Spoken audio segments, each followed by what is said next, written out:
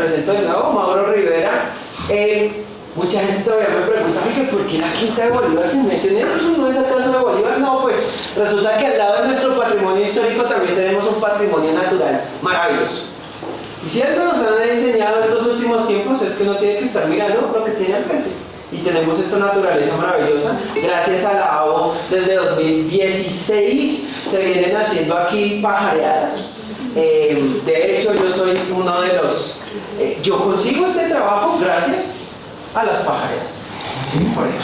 ¿Sí? Venía a las pajareadas, trabajaba en el Museo Nacional, pero me dijeron, oye, ¿quieres trabajar acá? Yo, bueno, sí. Y resulta acá. Y bueno, en agradecimiento he tratado de liderar varias cosas relacionadas con las aves, como por ejemplo nuestro primer festival de aves de la Quinta, que fue el pasado 19 y 20 de octubre acá. Tuvimos unas conferencias muy interesantes. El matiz que le hemos querido dar es relacionado con la historia. Como por ejemplo, lo que vamos a ver hoy. De hecho, yo le dije a Andrés, por favor, venga al festival. No, estoy en la Guajira. ¿Sí? Está en el sur de Bolívar cuando... En el sur de Bolívar, entonces no. Ahí sí sur de Bolívar, mata Quinta, ¿cierto? Pero, el profe le dije, oye, ¿qué tal para noviembre, que se cumplen 100 años de la publicación de La Vorágine? Me dijo, de una. Porque el profe, yo vi, fue como marzo, abril. Usted hizo como un resumen de las aves que salen de La Vorágine. Porque bueno, el pasado lunes se cumplieron 100 años de la publicación de La Vorágine. Antes de 100 años de Soledad y el fenómeno de Gabo, este era el gran libro. ¿Sí? Y cuando uno lo vuelve a leer, uno dice, wow, qué libro. Sigue siendo una gran obra. ¿Y saben qué es lo más fuerte? La gran actualidad que tiene. Y que las lecturas son muy diferentes. En esa época, en 1924, cuando Rivera lo publica, esto genera una bomba, sobre todo de término político. Recuerden, Colombia acaba de perder Panamá. ¿Cómo está esa generación? Dolida. Y de repente ven que Perú se está adueñando del sur de Colombia, del Putumayo.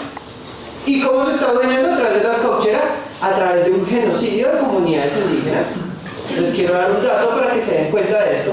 Cuando uno mide en datos porcentuales, el holocausto judío murió como el 75% de la población judía que había. Con la masacre de las caucheras, el genocidio de las caucheras, 85% de las comunidades indígenas que había por ahí. ¿Bien? En términos porcentuales, esto no es de, ay, esto es más terrible que la... No, ambos son abominables, ¿cierto? Pero, en estos tiempos, no mentiras, acabo con la idea de la lectura en ese tiempo. Eso va a desatar, en 1930, guerra contra el Perú. Miren la consecuencia que tiene un libro en la vida de este país. Una guerra contra el Perú, por el territorio. Pero, hoy, 2024, ¿cómo estamos leyendo La Vorágine? Muy relacionado con la naturaleza. ¿Por qué? ¿Cuál es el afán más importante de este momento? ¿Qué sucedió este año en Colombia? La COP16. La lectura desde la naturaleza es esencial. Cada uno es hijo de su tiempo y la lectura que se le está dando más fuerte a La Vorágine es desde la naturaleza. Así que, bueno, y digo, tenemos hoy el honor de tener a Andrés acá para que reflexionemos y ojalá, de nuevo, así como con los afiches, seamos redes multiplicadores. Porque chévere no quedarse con las ideas, pero la idea es promover esto. Porque sí, decimos los más ricos del mundo en aves, pero bueno, ¿qué estamos haciendo para protegerlo? ¿Listo? Entonces, bueno, sin más palabras, Andrés, el auditorio es suyo. Muchas gracias de nuevo. Gracias, Mauro. Por haber aceptado esta invitación. No, claro. Y bueno, arranquemos. Listo. Muchas gracias. No, gracias, Mauro, a la Casa Museo Quinta Bolívar, a la ABO, a ustedes, muchas caras conocidas de mi curso en este momento, ornitología actual y pasados, y muchas caras nuevas. Mauro acaba de hacer un gran abrebocas a lo que voy a hablar. Yo no soy historiador ni crítico literario,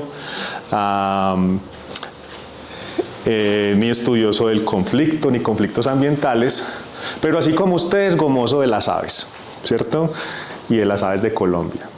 Entonces, lo que he preparado, gracias a la invitación de Mauro, surgió a partir de un hilo de Twitter en el que repasé las aves que me encontré en la vorágine. Libro que leí hace mucho tiempo y en tiempo reciente no lo he vuelto a leer, solamente hojear un poquito en preparación pues como a esta charla, bueno, y al tweet de ese momento. Yo quería preguntarles si ustedes saben cuál es la definición de vorágine. ¿Qué es una vorágine? Remolino. Un remolino, como un raudal. ¿A qué más hace referencia Brigitte? ¿Qué dice allá? Un hueco. Voy a leer la definición que sale en la RAE. Listo, vea. Dice: remolino impetuoso que hacen en algunos parajes las aguas del mar, de los ríos o de los lagos, como un raudal. También significa pasión desenfrenada o mezcla de sentimientos muy intensos, como uy, estoy pasando por una vorágine. También significa aglomeración confusa de sucesos, de gente o de cosas en movimiento. Es como suena un poquito como caos, torbellinos, algo que se estremece. La vorágine hace unos días, el lunes, ¿verdad? El lunes. 100 años exactos de que salió publicada por José Eustacio Rivera. Y en conmemoración de estos 100 años de la novela colombiana más importante de la historia, quizás hasta que salió 100 años de soledad, reflejaba estos torbellinos históricos que pasaban en Colombia a principios del siglo XX como consecuencia de muchos sucesos. La novela ofrece una travesía geográfica, cultural, social, histórica hacia este lugar, esta mezcla, también este torbellino de biodiversidad, que es la confluencia de la Amazonía y la Orinoquía, con todo lo que ello implica, este paisaje, digamos, del Bichada, del sur del Bichada, que representa estas selvas amazónicas de terra firme e inundable, las matas de monte inundables a lo largo de grandes ríos, en este caso el río Bichada, y las sabanas. Un sinnúmero de ecosistemas particulares que confluyen en una región muy particular. Los biólogos nos encantan mucho estos sitios de transición, estos ecotonos, estos puntos donde hay cambios, donde hay torbellinos de historias muy largas que se juntan. Y en el paisaje, donde, digamos, el contexto cultural, histórico, narrativo de esta novela, narrada a través de, digamos, la ruta de Arturo Cova, abarca gran parte del oriente colombiano, occidente de Venezuela y la región amazónica y de Putumayo y Sucumbíos. Nos muestra estos ambientes que nos fascina conocer cuando vamos al llano. Y la novela, desde luego, trae un color de narración acerca de esos ambientes. Entonces, la novela muestra una diversidad inescapable del contexto de la historia que se está narrando humana, una diversidad a través de, como lo Rivera pone en alguna parte, este inmenso acuario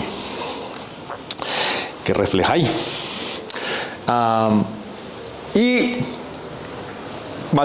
inescapablemente tiene que hablar de las aves, porque las aves hacen parte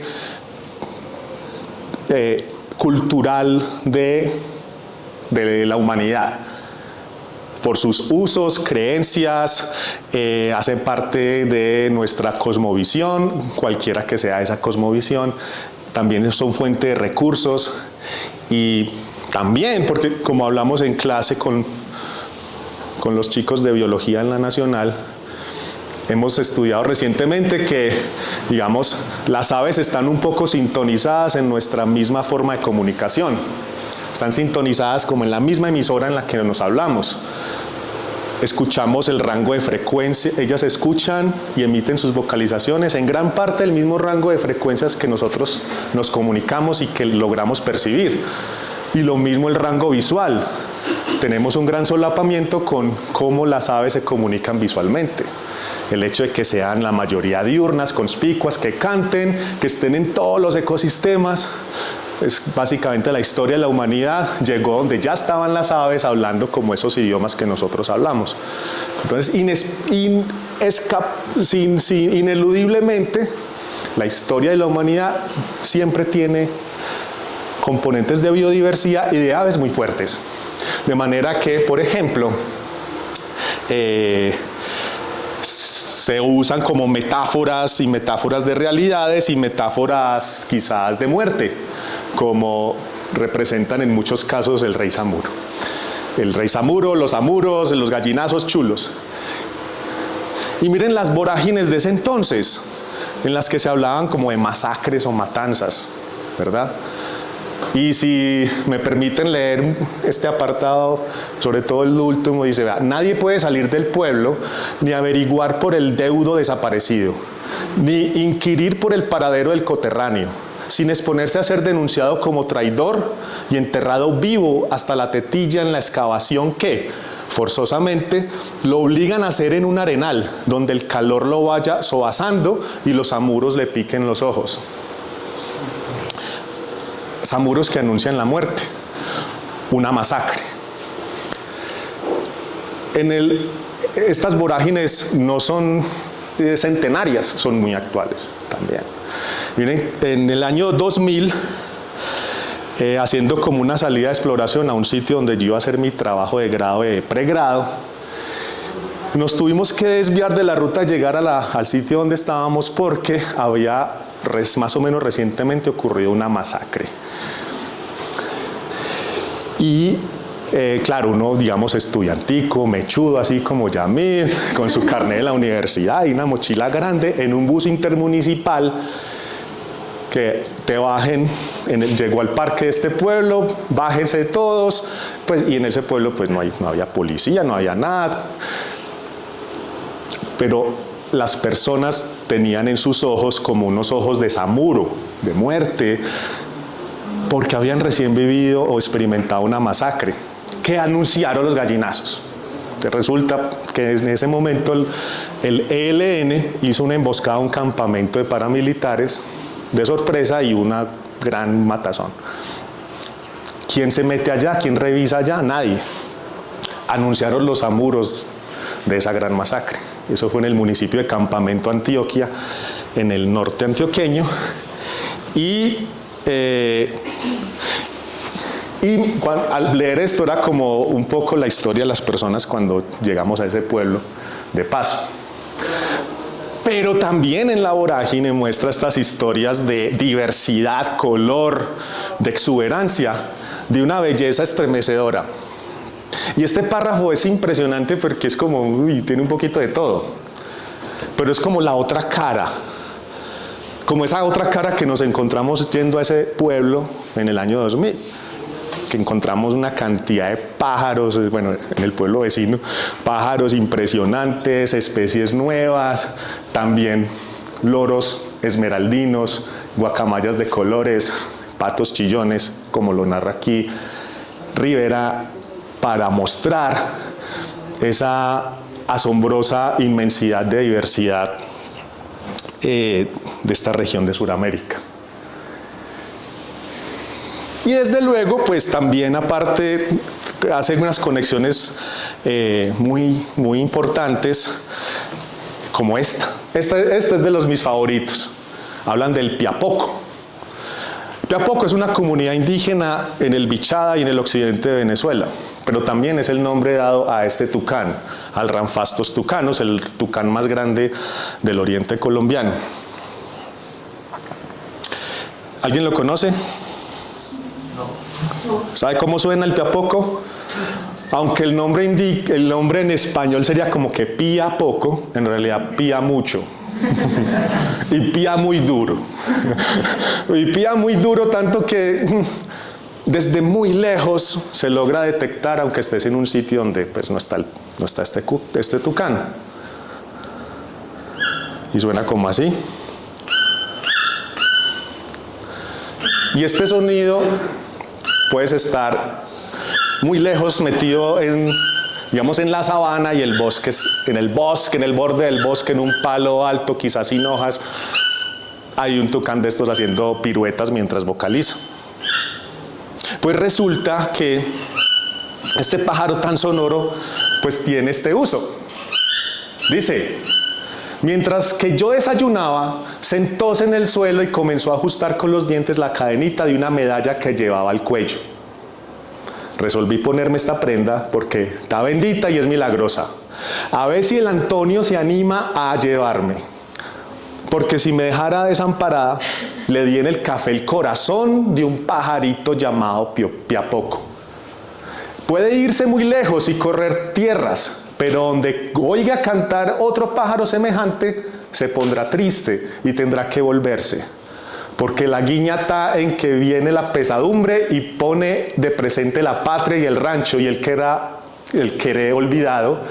Y tras de los suspiros tiene que encaminarse el suspirador o se muere de pena. En otras palabras, lo amarró. El corazón de piapoco fue la receta para que si Antonio se va muy lejos, no se amañe por allá y vuelva cuando escuche un piapoco. Y pues yo creo que escogió un buen pájaro para eso.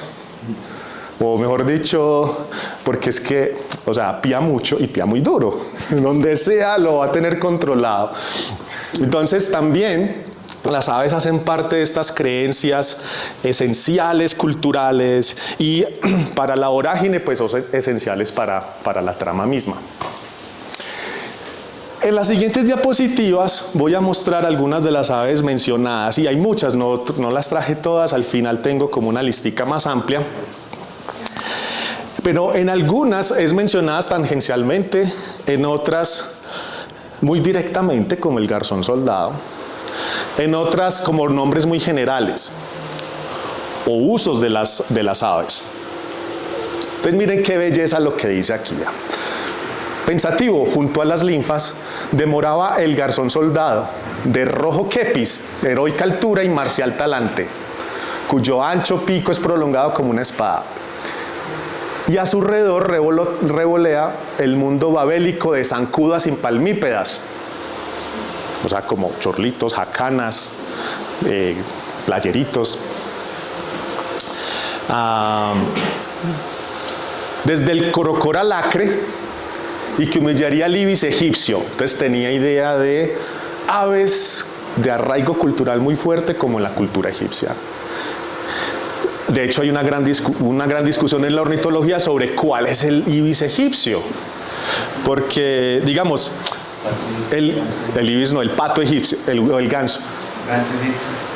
El ganso egipcio, que digamos ha aparecido algunos aquí en la Florida y que tiene un potencial de ser una invasora muy peligrosa y que por ahora no ha explotado, pero quizás, pues no es tal cual lo que está representado por los egipcios en distintas ilustraciones. Entonces ha habido una discusión en la ornitología sobre si el ibis egipcio o pato egipcio existió o no.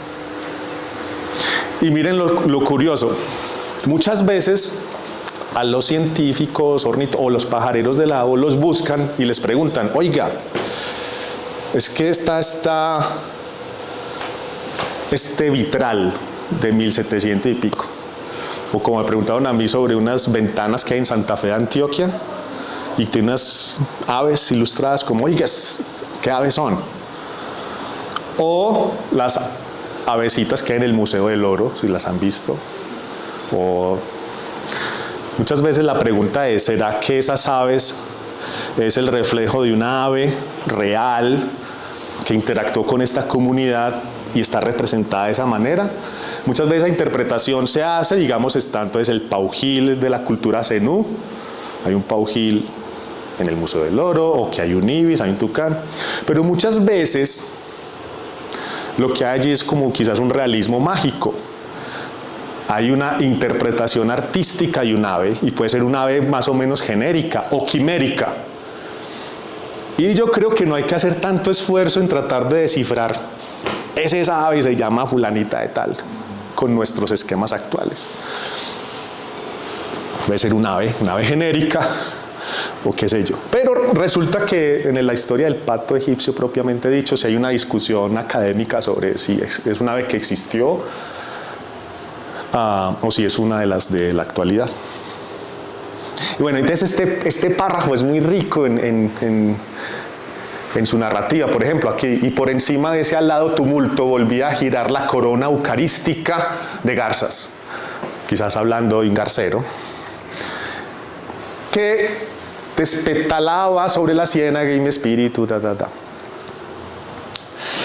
En esta narrativa de esta gran vorágine del caucho y todo lo que allí sucedía, pues hay mucho color acerca de la biodiversidad y mucho remolino de vorágine. En estas diapositivas que siguen, lo que voy a hacer es rápidamente tratar de pasar por varias aves que parecen ser mencionadas. Por ejemplo, uno es el pato codúa. El pato codúa puede ser uno de estos dos. Ustedes saben que hay muchas aves que se les llama pato.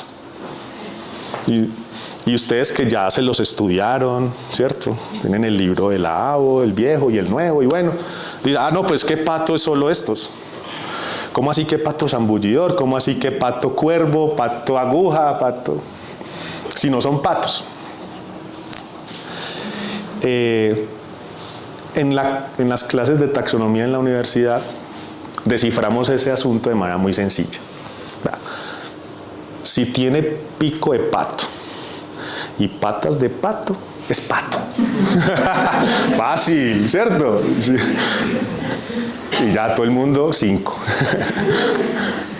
Bueno, el asunto es que codúa refiere a aves que son pues muy similares, un cormorán o una ninga, y es mencionada tangencialmente en la novela, incluso con un ave que no es propia de la región, pero que tratando de hacer semejanza a ella, así como fue lo del ave egipcia de ese momento. Resulta que es predominante la mención a garzas y garceros, y en un momentito las voy a entrar en detalle sobre ellas. Otro pato que no es pato, el zambullidor. Entonces, por ejemplo, dice, bogábamos en el bongo furiosamente y la cabeza desaparecía, rápida como el pato zambullidor, para emerger en punto impensado. Bonito, ¿cierto? Como se refiere a cuando estamos pajareando en un lago y ¡chup! Se desapareció y volvió a aparecer.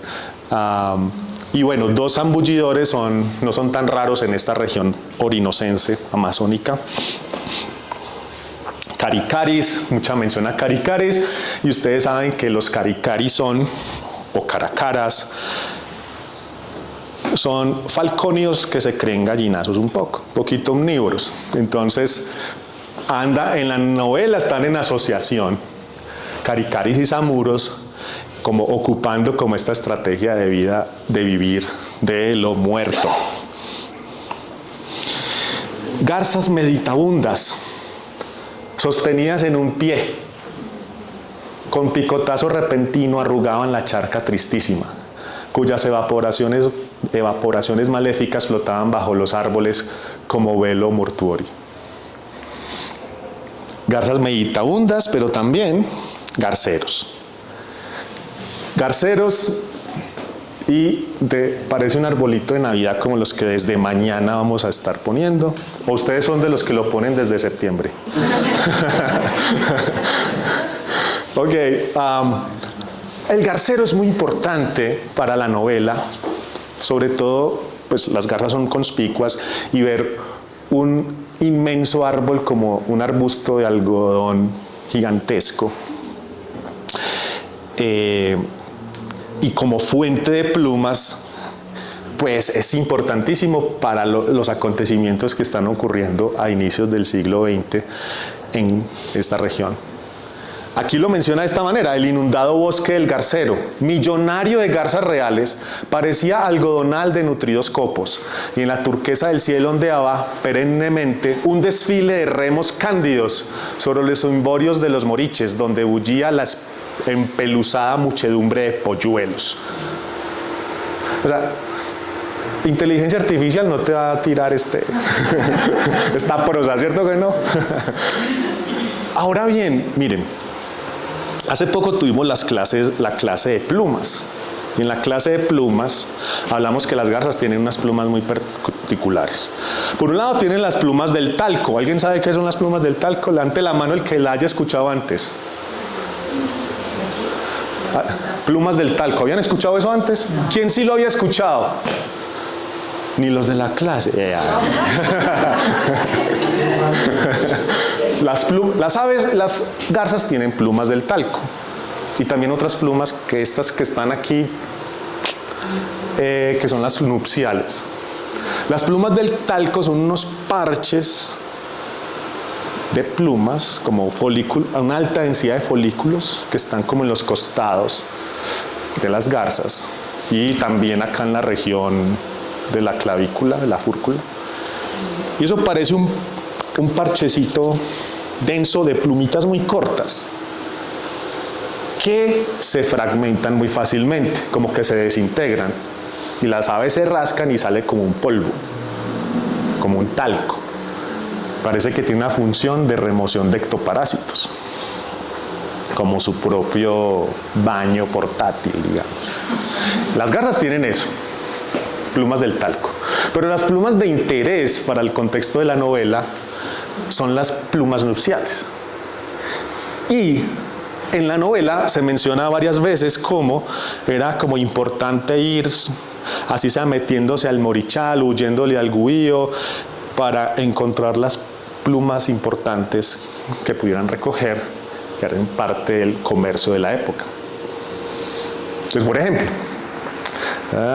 bueno, aquí no lo dice lo de las plumas, hasta en otro fragmento. Entonces, resulta que las plumas tenían un valor de comercio muy importante, como lo era el caucho. Entonces resulta que la novela, desde luego, marca esta tragedia humana de una explotación de humanos, casi que un esclavismo, una especie de esclavismo atado a un comercio muy fuerte, posterior, digamos, la necesidad mundial de esta materia prima, el caucho, sobre todo en un momento donde la industria del petróleo apenas iba como a florecer y reemplazar esto. Y digamos, hoy en día hablamos de biocomercio, negocios verdes, ¿cierto? Eso es lo mismo. O sea, la selva como fuente de materias primas a partir de la biodiversidad. Pues por un lado, el caucho. Hoy en día son muchas otras materias primas, pero también lo fueron las plumas. Y las plumas, antes de 1910, ya era un tema de gran interés. Ustedes han escuchado las pieles de Bogotá, ¿cierto? Quizás algunos de ustedes conocen la historia. En clase a veces muestro este ejemplo. Hoy se los voy a contar a ustedes. En el siglo XIX, como en 1840 en adelante, y con un gran auge por ahí en 1890, hubo un comercio de pieles muy fuerte, porque resulta que las plumas y plumajes se volvieron commodities, materias primas, para elementos transformados, particularmente para la vestimenta.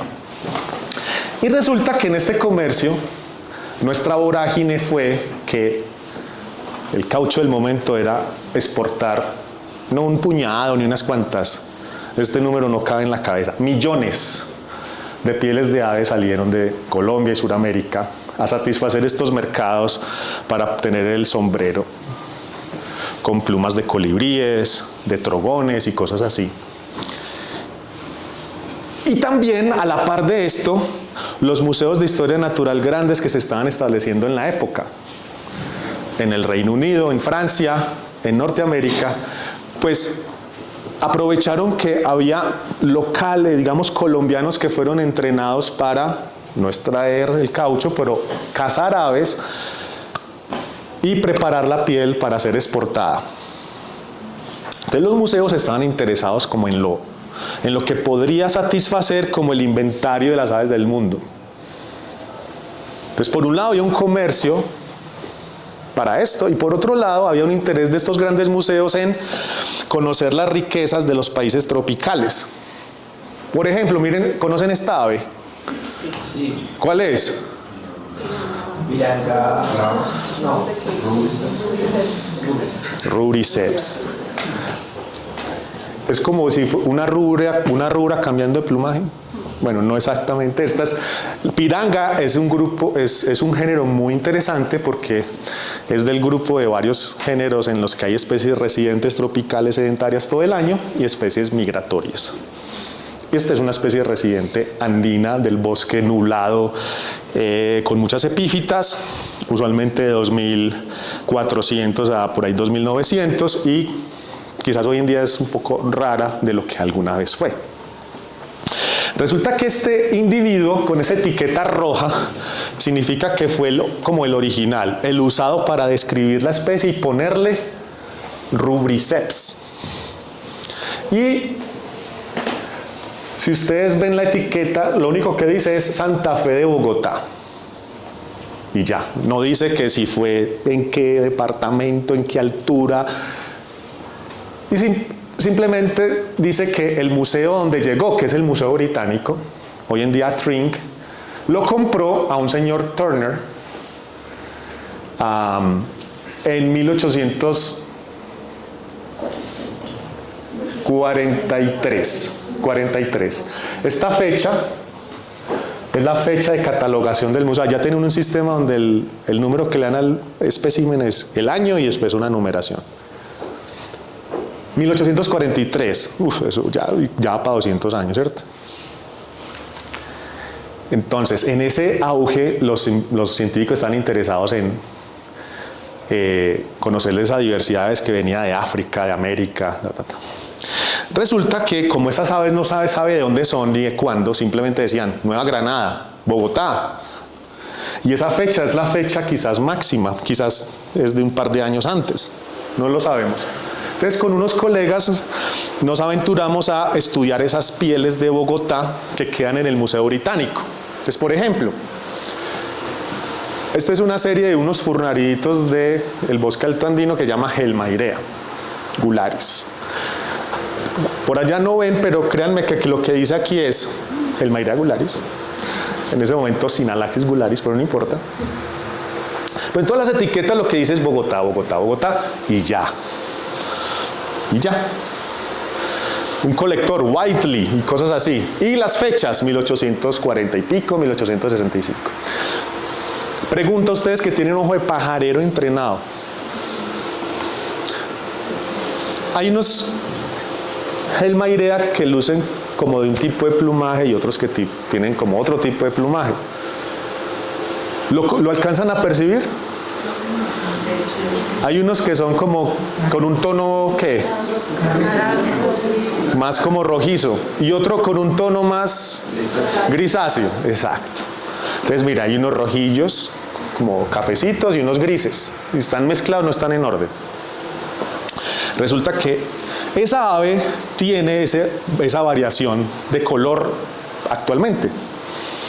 Si ustedes lo vamos a pajarear, digamos, a Chingaza, a Huasca, o al Cocuy, al Tamá, a la vertiente oriental de la cordillera oriental, incluso hasta el Perijá, van a ser grises. Pero si en cambio lo pajareamos más como hacia Subachoque, Tenjo, Fusagasugá, como la vertiente occidental, o si nos vamos para el eje cafetero, o Antioquia, o a Nariño, van a ser rojizos. Entonces en Colombia hay como dos formas, una que es como oriental y norte y otra que es como central. La oriental y norte son grises, la otra es rojizo. Pero aquí no se sabe dónde son, están mezclados, porque es que Bogotá era el centro de acopio o salía por el río Honda, río Magdalena, y cuando el cargamento era solo marcado Nueva Granada, Bogotá. ¿De dónde viene? De Nueva Granada. Entonces, el propósito era, oiga, averigüemos un poco de dónde vienen y poner a prueba la predicción, que es la siguiente. Entonces, póngale cuidado. Esta gráfica que da aquí es de datos modernos.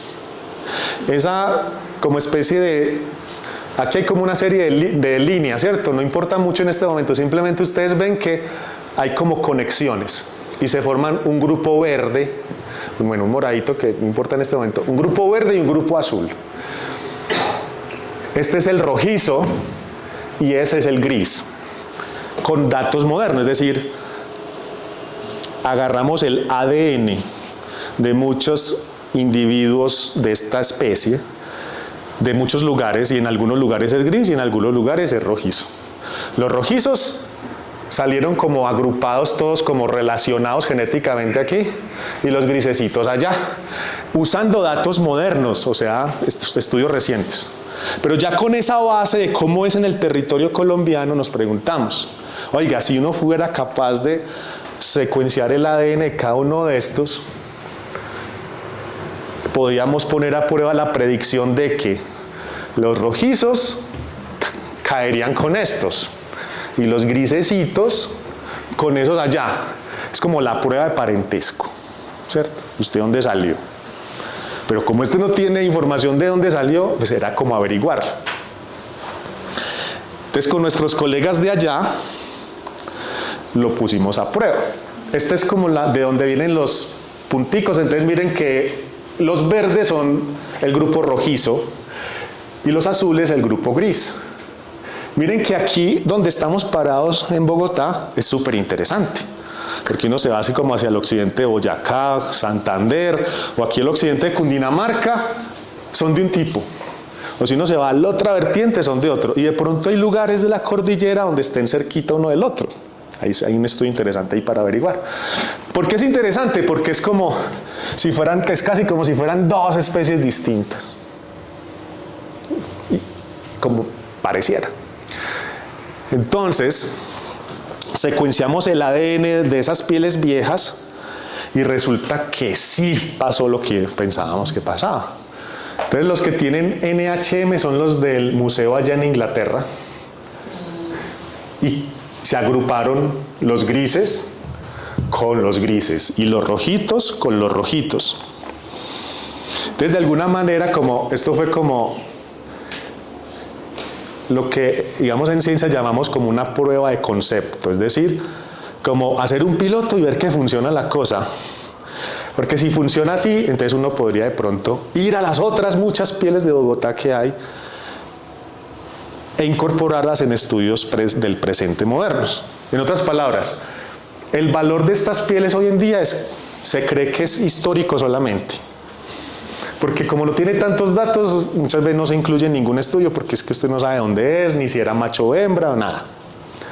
Pero con tecnologías nuevas adquieren un valor impensado, que ahora sí se puede incorporar en estudios nuevos. Entonces eso tiene algo muy bonito en los museos. Dice, con nuevas tecnologías y nuevos avances, adquieren antes más valor lo que ya hay. Entonces resulta que de esa vorágine de colección de ese siglo, vimos de forma inusitada una exportación de pieles para un comercio. Ese comercio entró en declive. Y los museos se pegaron a eso para estudiar nuestras aves. Pero hoy en día de pronto tenemos otras vorágines. Porque de todas esas aves de forma literaria y pintoresca que nos muestra José Eustacio Rivera en La Vorágine, esa narración de esa Colombia de 1910, como mostraba Mauro, lo frágil que era. Luego la pérdida de Panamá, la guerra con el Perú. En ese momento también vinieron muchos expedicionarios a entender nuestras aves. No había una capacidad autóctona de hacerlo, de hacer esa ciencia, digamos.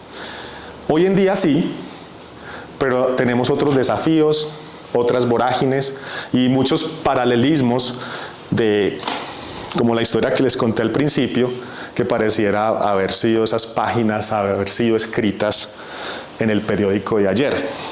Entonces yo quisiera que ustedes me contaran si ven algún paralelismo de lo que es la novela con vorágines del presente